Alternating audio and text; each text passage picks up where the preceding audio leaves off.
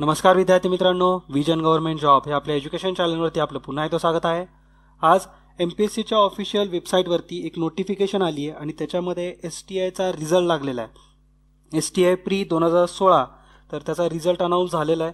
तुम्ही तुमचा roll number या रिझल्टमध्ये आहे का ते चेक करू शकता। जर तुमचा रोल नंबर याच्यामध्ये असेल तर तुमचं मेन्ससाठी तुम्ही क्वालिफाय झालाय हे तुम्ही लक्षात घ्या। ओके, तर तुम्ही तुमचे मार्क किंवा तुमचे रोल नंबर याच्यामध्ये आहेत का नोटिफिकेशनमध्ये ते चेक करा।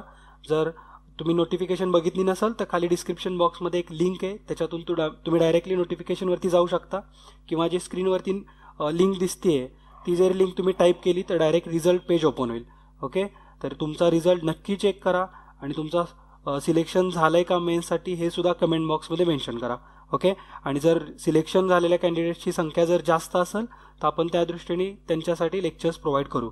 ओके, त्याच्यामुळं तुमचे मार्क तुम्ही नक्की चेक करा, लवकर चेक करा आणि कट ऑफ सुद्धा लक्ष देऊन बघा।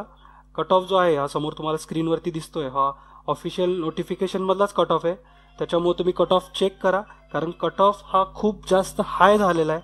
54 कट ऑफ गेलेला आहे, फिमेल्सचा 48 कट ऑफ आहे त्यामानाने आणि स्पोर्ट्सचा ओपन स्पोर्ट्सचा 43 कट ऑफ। तर कट ऑफ यावर्षी खूप जास्त हाय गेलेले आहेत। गेल्या वर्षीच्या कंपॅरेटिव्ह जर विचार केला तर खरंच खूप जास्त कॉम्पिटिशन पण टफ आहे। नंबर ऑफ वॅकन्सी जरी जास्त असल्या मात्र कॉम्पिटिशन जास्त असल्यामुळं आणि पेपरची क्वालिटी पण STIची सोपी होती त्याच्यामुळे कट ऑफ हा हाय गेलेला आहे। ओके, त्यामुळे तुम्ही कट ऑफचं ॲनालिसिस करा, त्यावरून तुम्हाला अंदाज येईल की आपल्याला पुढच्या येणाऱ्या एक्झामसाठी कसं प्रिपरेशन करायचं आहे। ओके, तर कट ऑफ व्यवस्थित तुम्ही बघा आणि त्या दृष्टीने अभ्यासाला सुद्धा लागा। तर ज्यांचा कुणाचा स्कोर आलेला आहे मेन्ससाठी तर त्यांनी नक्की कमेंट बॉक्समध्ये मेन्शन करा की माझा रिझल्ट आलेला आहे, तर आपण त्याबद्दल गायडन्स करू किंवा त्याबद्दल व्यवस्थित परत लेक्चर्स सुरू करू। ओके, तर भेटूया पुढच्या लेक्चर्समध्ये। तोपर्यंत जय हिंद, जय महाराष्ट्र, धन्यवाद।